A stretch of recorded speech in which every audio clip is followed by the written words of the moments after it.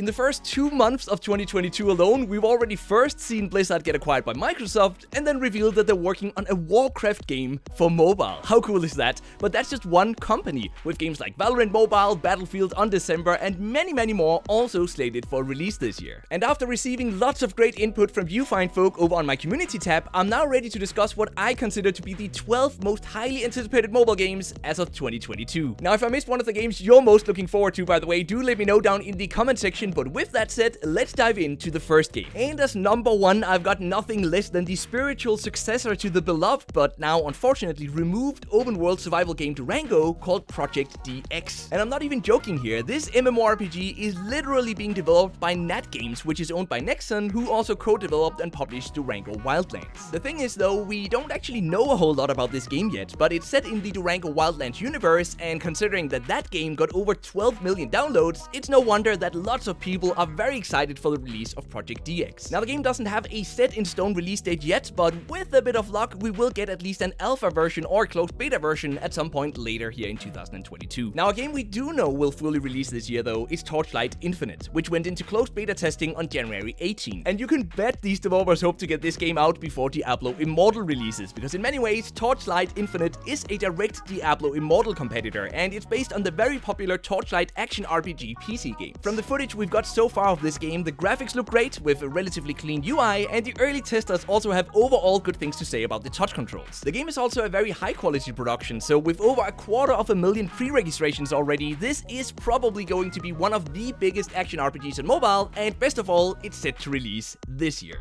And hey, as a quick bonus game, I am of course also still very excited for Diablo Immortal, which was also included in my video from last year about the most hyped games of 2021. Needless to say, it did not release last year, so I have to include it here again as a reminder that it is indeed supposed to release this year. By the way, welcome back to another one of my mobile gaming videos. Leave a like if you enjoy it around here, subscribe for much more mobile gaming goodness, and now on to the next game. After at least a few years now with no huge shooter releases on mobile, 2022 is shaping up to be the year of first and third person shooters, and one of those games that's supposed to release this year is Battlefield Mobile. This game is essentially Battlefield's attempt at creating a Call of Duty mobile competitor, and as someone who used to play lots of Battlefield on PC back in the day, I can't wait for this one to release. And if you're not familiar with the Battlefield gameplay, the reason people are so excited for Battlefield on mobile is that it promises to bring destructible environments, vehicle combat, and really large maps, all of which Call of Duty Mobile does not have. The game is actually already being alpha and beta tested in some regions, but a full global release is expected in 2022, and my personal guess for this release window would be sometime after summer this year. And I think now is a good time to address the elephant in the room, because just a few weeks ago, something really exciting happened as Activision Blizzard confirmed that we will get a Warcraft mobile game this year already. And I know many are hoping for this to be an MMORPG like World of Warcraft, but I've read what Blizzard actually said a few times now, and I think it's more likely that we'll get a Warcraft real-time strategy game, just like the old Warcraft games on PC. But we know so little about this game at this point, so this is just my best guess, but what we do know is that it will release in 2022, so this is definitely one to keep an eye out for, no matter if it's gonna be an RTS or an MMORPG. Next up is another hyped game called Tower of Fantasy, which is a game that has often been referred to as the Genshin Impact killer. And the game does indeed seem to be fairly similar to Genshin Impact, featuring an open world full of monsters and bosses and lots of typical RPG and MMO mechanics. Not to mention that the whole game just looks freaking awesome. I mean, just look at this. Who wouldn't want to fight huge robot monsters in a fantasy universe? Now, my biggest concern with this game is the monetization system and the fact that there has actually been some controversy surrounding the game lately. But it still has lots of hype going for it, and although we don't have an official release date for the international version, I almost expect that we'll see something towards the end of the year. With over 1.2 million pre-registrations, it's safe to call Apex Legends Mobile one of the most highly anticipated first and third person battle royale hero shooters. So after a lot of waiting, this game is now finally coming to mobile this year. And on PC, it's among the top 10 most viewed games on Twitch, even though it's been out for 3 years now, so there's a good chance that this mobile version will become an almost instant success once it releases. I think a big reason so many people chose to pre-register for this game and get so hyped for it is that it's supposed to bring the full PC experience to mobile, which essentially means 60-player battle royale game modes and lots of fast-paced action. As with many of these games, we don't have an exact release date yet, but it is definitely coming very soon now. Metal Slug is one of those retro game IPs that feels like it would just be a perfect fit for mobile, and this year we're getting what is arguably the highest quality mobile version yet, called Metal Slug Awakening. The game is being developed by none other than Tencent's Timmy Studios, who also developed Pokemon Unite and Call of Duty Mobile, and it's basically a run-and-gun side-scrolling shoot-'em-up. Now, just as with Tower of Fantasy, my biggest concern here is the monetization simulation system, but the gameplay seems very promising, and there's a large group of Metal Slug fans that are excitingly waiting to see how this one turns out when it releases in June this year. Next up is Star Wars Hunters, which is a team-based arena hero shooter that is set to release on mobile and the Nintendo Switch, and get this, with